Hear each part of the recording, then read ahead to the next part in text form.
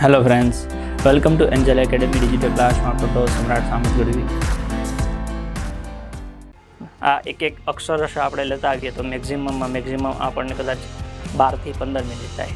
અને જો તમે વ્યવસ્થિત પહેલા દિવસથી ભણતા આવ્યા હો તો જેમ હું ગડગડાટ બોલું છું એમ તમે તે જોડે જોડે ગડગડાટ બોલતા હો. તમારો અનુભવ હોય તો જરા 1 મિનિટ કાઢીને શેર કરો જોઈએ તમને કેવું લાગે છે.